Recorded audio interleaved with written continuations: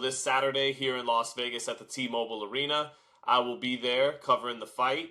David Benavidez against Gilberto Zurdo-Ramirez, two fighters who have sparred countless rounds by their own accounts, fighting for the WBA and WBO cruiserweight titles. And when you consider that it's both a Mexican-American and a Mexican fighter, this has to be the highest weight class in a world title fight, let alone a unification fight, that is of this sort of two Mexican fighters. Yeah, Chris Arreola and Andy Ruiz had a hell of a fight at the StubHub a couple years back, but that was after Andy Ruiz's short-lived reign as heavyweight champion. So this has to be about the highest weight class you've got in an all-Mexican Cinco de Mayo battle. So it should be a good one. I'll lead off with a couple of points, and that is that I think David Benavidez, he really has his edge right now, or to use an older term, the eye of the tiger. I'm reading about the three-ring circus from Jeff Pearlman, about Kobe Bryant, Shaquille O'Neal, Phil Jackson, and Kobe he would tap into that dark side that athletes tap into, where they want to take your heart, literally on the court, on the field, in the ring. And that's David Benavidez right now. He has that edge, and he's still a relatively young man. He's 29. He's not a kid anymore. He's about to be 30 years old, but he's at the prime, and I believe the peak of his powers right now. And conversely, with Gilberto Ramirez, I already had that point about Benavidez's edge coming into this. I check out a quick interview, a clip from an interview from our guy Marcos Villegas on Fight Hub, and Ramirez reveals he feels 2 fights left in his career. So, and he's a little bit older than David Benavidez. So I think on the other side, Ramirez, maybe in the back of his mind, of course he's showing up to win as a champion, as a 3-time world champion, but maybe in the back of his mind, knowing from their sparring sessions, knowing he's a couple years older, that this could very well be Benavidez's fight. And I think he's coming in with the pride of a champion. I'm sure he's had very solid preparation, but Benavidez with more of that maniacal drive that peak elite level athletes carry in. Now, so I'll give the pick right away. I think Benavidez wins this fight by decision, but the question is, can he stop a guy like Ramirez, who's never been stopped, who's never been down, has seldom been hurt, and Benavidez, he said when this fight was announced back in February, his toughest opponent has been the scale. And he meant specifically 168, getting down to that weight at his size. But I think the scale is an opponent of his as well as Gilberto Ramirez, who's a very formidable opponent, the biggest puncher he'll have ever faced, probably and also the most durable fighter he's ever faced, and an educated southpaw. But how does he look when really part of his bread and butter is hand speed at his size and volume at his size? How does he look carrying 25 extra pounds? Does that make him a little bit more sluggish? And I do think Ramirez, one advantage he has in this fight, maybe 2, is the punching power a little bit. And he also, I think, takes a better shot than David Benavidez. But all that said, it's Benavidez for me all the way. The question is, can he produce the kind of performance that makes people believe north of middleweight, south of heavyweight, he is the premier fighter? As tremendous as Jayo Pataya is, who is recognized as the legit champ, we'll get to that later on, and as tremendous as Dimitri Bivol is, a first ballot Hall of Famer, an all-time great light heavyweight, can he stop a guy who's never been stopped and make people think, yeah, north of middleweight, south of heavyweight, David Benavidez is the guy? It's not the highest weight class that you will have seen 2 Mexican Mexican-American fighters clash, as you mentioned, obviously, Ruiz and Areola, but it is the highest class of Mexican-American fighters that you will see clash, as far as I can remember. I think we're giving David Benavidez his proper respect, but maybe not acknowledging what Zurdo brings to this fight. Because David is so sensational, he's on a run we thought, or at least I thought, that maybe Anthony Yarde was going to not win, but give him more resistance than Yarde was able to mount. That David is ambitiously climbing through the weight classes, picking out tough opponents along the way, taking this fight against a world champion, first crack in the division. We love that. We all believe he was ducked by Canelo, so he's kind of a people's champion to that extent. And the hand speed is flashy and fun to watch. It is Zurdo's division, though. Zurdo's never been stopped. Zurdo has punching power. And we don't know how David Benavidez reacts to that kind of power. We're kind of assuming. And off the back of the Yarde fight, especially, Yarde comes in when he's got the look. He's up at 75. We've seen him land some nice, good, clean, hard shots against level opponents. And so I thought, like I said, that he would have more resistance for Benavidez, and to watch Benavidez steamroll him like that only adds to the lure and makes us think that, maybe this isn't something we need to consider in the Zurdo fight, but I believe it is. What happens? Yeah, sure, I expect Benavidez to land more punches, but what if they don't do to Zurdo what they've been doing to past opponents? What if Zurdo, if not walks through them, at least absorbs them and counterpunches with heavier shots? What if it makes for the kind of fight where Benavidez is winning the rounds on points, but in the old Max Kellerman adage, you'd rather be Zurdo? If that, which I think is a very strong possibility on how this thing plays out, we're looking at a classic. A Mexican classic, an American classic, damn sure a Mexican-American classic. That's what I'm expecting. I think this fight is going to be tremendous. And while, again, we're all excited to see how high Benavidez can go, and as I predicted, he's calling out heavyweight dominance. He's teasing a Usyk fight. I believe if he is successful here, has his eye on the heavyweight division. He won't be stopped unless, at least he won't be stopped by his own ambition. Somebody's going to have to stop him. Yeah, well, I do think heavyweight is... Let's see how he looks at cruiserweight first. Let's first see what kind of body he brings on the scales all the way around 200 pounds, let alone thinking beyond heavyweight. I like more of him talking about getting back to light heavyweight. I was skeptical about that at first, but he looked good against Anthony Yarde. And yeah, the whole Roy Jones thing, going up 200, going back down to 175. He has envisioned this whole thing as a pit stop at cruiserweight, and he has his eyes set on Bivol the whole time. He told me back in February, I'm used to cutting that weight back down. Someone like Roy Jones was never really used to a brutal kind of weight cut. He moved up quickly from the middleweight and super middleweight divisions and always kind of got to feel comfortable. And that first Antonio Tarver fight was his first real kind of brutal weight cut. And he believes when you have as much experience as he has having to make a tough weight cut, that you know the right things to do to get back down to there. And a question in this fight with the weight is, are you better off with those weight cuts? Does that whip you into better shape? Or fighting a guy like Ramirez, is it like when Floyd Mayweather said, sometimes those fights got easier when you climbed up in weight because the hand speed's not the same, the reflexes aren't the same. And here you are carrying up all that speed and technical prowess against bigger, more lumbering fighters. Although it's fair to note, Gilberto Ramirez is coming up from the same divisions David Benavidez has come up from. But if you go back and watch their super middleweight outings, it's Zurdo who's a little taller, a little more taller, slender frame.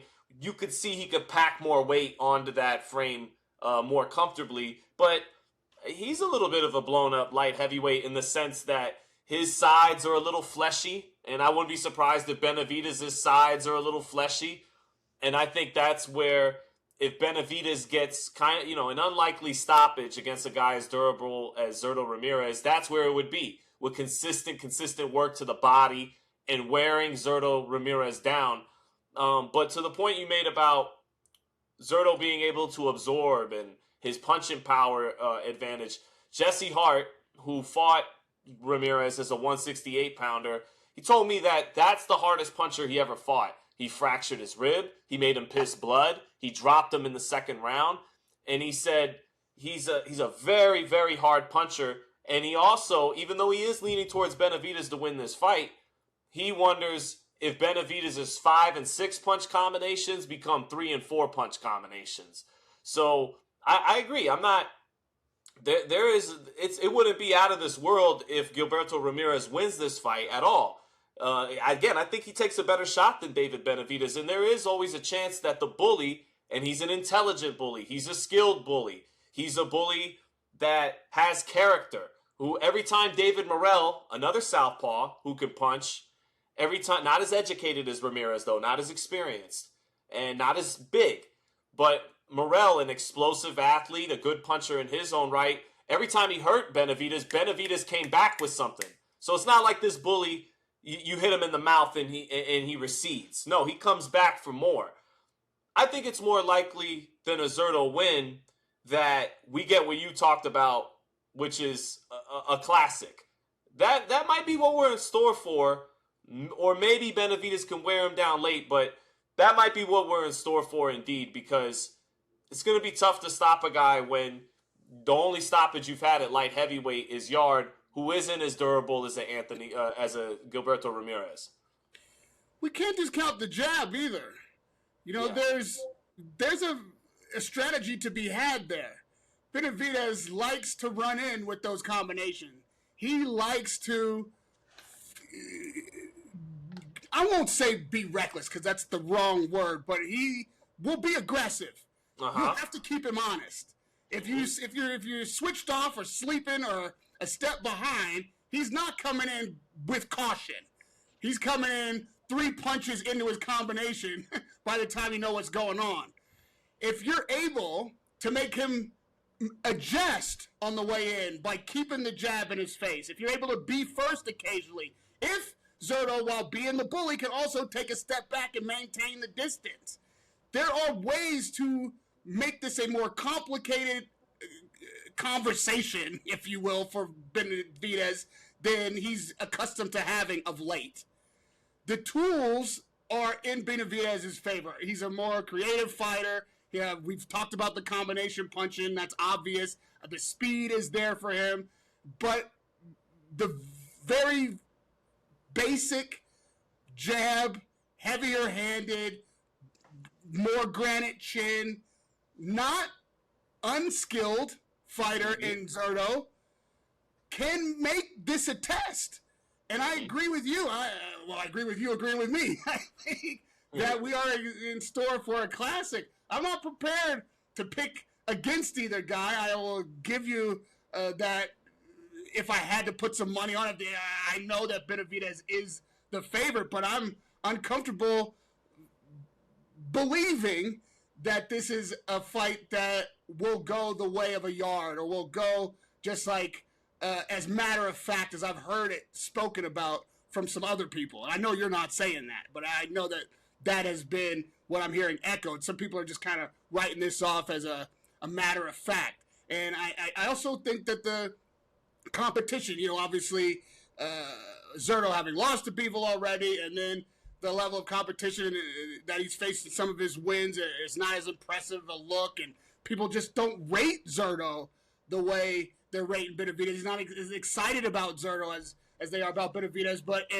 with 2 fights in his mind, Zurdo, knowing that people were disrespecting him when the Jake Paul conversation was being had, like, well, if Jake Paul's going to go after somebody, Zurdo's the guy. He could probably get a title off of Zurdo. I'd be fuming behind that conversation. Zurdo might be in this fight to sell out, and I don't mean sell out to give up and take the payday, but, like, this is his defining fight. This Right. could be the thing that he rides off into the sunset saying, you know what I mean? Right. I could see him in that mindset. I could see him training and not feeling really pressure behind the fight like he should, being the champion, being the one who's already in the division and a newcomer to the division. And really the disposition of Zurdo kind of leans towards that kind of matter-of-factness. He's not an aggressive talker either. He's not a flamboyant or creative kind of personality, if you will. But something about a guy who's just kind of got a resolve. Something about a guy who, if he is in that mindset that people don't know or are underestimating him, and he's going to come here and prove why he is a legitimate world champion, and people need to put some respect on his name. Boy, we're in for a hell of a fight come Saturday night. And with, the other fights that'll be had on Saturday, I'm not convinced that this might not be the show stealer of the weekend. For all the anticipation for Inoue and Nakatani, this might actually be the one that's got people up out of their chairs. Might be on something. I mean, he might just be walking the walk of a silent killer. He's he has a quiet confidence to him, which, I know some guys from Mexico I grew up with who are like that. Let the other guy. Not that Benavidez is talking shit. Yeah, they respect each other. They like each other actually, but. The other guy, he feels like it's almost a foregone conclusion. He feels like he beat anybody you put in front of him. He's younger, faster, the better talent, we believe. That's why he's the betting favorite. He's steamrolling everybody right now. He believes from his experience sparring with you that he's going to replicate it. And you just go, all right, young bull. I'm ready to go. To your point about the jab and the distance, Benavidez against southpaws, which is common for a lot of orthodox fighters fighting a southpaw, it's not easy to establish your jab against them. He kind of dispenses with it. And I actually think the jab is an underutilized point, and it's a salient point you're making, Raheem, because when Andre Ward visited him for the David Morrell fight, he put it on camera, the number one technical advice he gave him was use this lead hand more. He goes, I know you want to get in there and with both hands, and he goes, if you do that, you're going to keep being really good. But if you want the hand that will take you to the promised land, all the way, he's like, this hand right here. And he literally pointed at his lead hand, his left hand, right?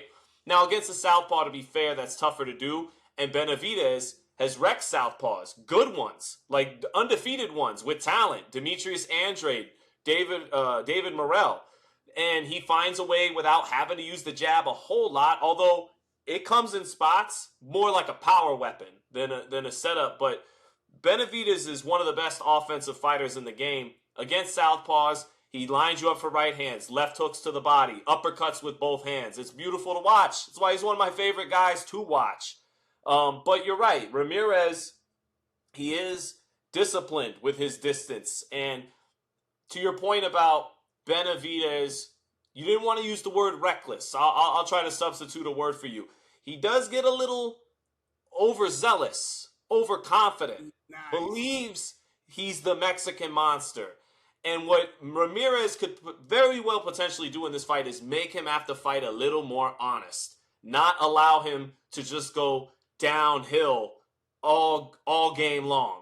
You know what I mean? And for the first time, really consistently hit him with something which Plant wasn't able to do, which Morrell wasn't able to do, which Yard didn't have, the overall championship pedigree and skill that Ramirez does, or the durability to do, and that's really make him consider what's coming back his way. Now, fortunately for Benavidez, even though you look at him and at first glance, he doesn't strike you as the quick twitch guy, just looking at him like a Jaron Ennis or someone like that, but he is a quick twitch guy. And you got to study your tape on Benavidez to see it's actually on defense too. And plenty of times against Morrell, he did have a good little step back game. He's not going to fight on the back foot. He hasn't done that since Ronald Graville in a rematch when he was still, had baby fat on him. But he will take a step back and has quick hands on defense and overlooked reflexes better than Zurdo Ramirez. So that's something on a technical sense to consider. Even if Ramirez can make him take a step back, he will take a step back sometimes. And he has really good defense. And from against Morrell, he just went downhill, parry. But against Gvozdyk and Yard, the shifting was beautiful. And I'm curious to see what does he put together defensively while being aggressive as we all expect. What does he concoct game plan wise for this fight? Because he's very skilled. I might want to revisit this after the press conference, the final press conference in a couple of days, because I could see Zurdo giving no country for old men. I know Bardem. I know he's not Mexican, but you get my meaning. I would like to see what the final vibe is, for lack of a better term. I know they do respect each other. They've been sparring continuously sparring different rounds, and so they're familiar with each other. There's not going to be, like you suggest, a bunch of shit talking, but I believe there'll be something to be gained and gleaned from the mindset and the dynamic on display. I'll be interested to see what that looks like. I'm calling it. This is going to be the fight of the weekend. You want to see? I want to see, does Ramirez hold that little twinkle in his eye, that little sly, subtle smile and confidence that you may have bitten off a little bit more than you could chew all the way up here, and this isn't sparring? Or is he ready to just give the fans a good fight on Mexican Cinco de Mayo weekend? It's going to be a great fight. It's going to be a great fight. Is he just going to play his part as an exciting champion B-side, or does he really got something up his sleeve for Benavidez? Is he going to beat him? Saying there's 2 fights left, and obviously he's had the opportunity to fight to unify the cruiserweight championship before. Now that Opetaia is not IBF champion, I also believe maybe in his mind he's thinking, and I will say, I'm putting it on every cruiserweight title holder who didn't face Opetaia for a unified, that everybody's ducking Opetaia. You can't tell me you didn't duck him. You did. But now it's paid off. This has been a reward to you from Zuffa. Now you can get that IBF title without going through the best cruiserweight in the division. So if Zurdo is able to find a way to win, get his hand raised at the end of the night, there's a road to him being undisputed cruiserweight champion. There's definitely a road to unifying. There's riches out there for him. I don't think that has escaped him, that possibility. I believe that puts more fuel in the tank. That puts more fire in the belly. That is a dark horse, to be sure, as someone who might ascend to that level of accolade to become undisputed. I don't think anybody would honestly say they saw Zurdo coming out of the crowd becoming that. And I'm not suggesting that he will, but he can. And if he can find a way to get past Benavidez, which is a massive if, but if he were able to, that is on the table. That's enough to make a guy fight better than his cheat sheet might suggest. And there's a lot of questions that he could ask David Benavidez that nobody's had an ability to ask him before. I'm looking forward to the answers. And I will say again, David Benavidez wins this fight, especially if it ends up being easy, or if he is shown to have enough punching power to stop Zurdo. If those combinations beat Zurdo up and beat him down, and it's really a showcase night for Benavidez, I'm telling you, with Usyk potentially letting some of these heavyweight championships go with the titles being fractured, and an opportunity possibly being there for Benavidez once again to maybe target one of the lesser title holders at the heavyweight division and go straight into a title shot, I do not put it out of reach that David Benavidez might still be looking for a heavyweight title shot if this fight were to go that way. You and Jim Lampley have been calling that for a minute. I like the light heavyweight cruiserweight fights if you can get, but this is only a potential discussion for Saturday. I'll close on this. So it's interesting. Opetaia wrongfully in my eyes, although I understand both sides of the story, and we've covered it, the IBF and Zuffa, I understand. Ultimately, though, the victim of it is Jai Opetaia, who is the best cruiserweight in the world. Who's the best cruiserweight in the world. And even looking ahead to Benavidez and Opetaia, that's a tremendous challenge for Benavidez. We got to see how he looks Saturday before we could really pick that kind of matchup apart. But Opetaia is more athletic than Gilberto Ramirez. I think he has a more punching power than Gilberto Ramirez. So yeah, he's a more natural cruiserweight than Ramirez. He's not coming up from 68 or 75. He's a chiseled, strong, athletic, and in his own right, mean, hard-hitting cruiserweight champion. But what's interesting is now, after being stripped of the IBF, and the ring is his claim to the lineal title. The ring, I believe, has this rule that if you don't fight a top 5 contender within 2 years or so, you can be stripped. And I think the deadline for him on that is May 18th.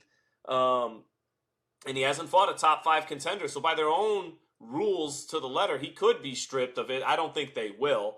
But what I'm getting at is Opetaia is the best cruiserweight in the world. I agree with that. But I've also said before, it's not like he's this undisputed, ironclad, undisputed champion of the division the way Alexander Usyk, David Haye, and Evander Holyfield were.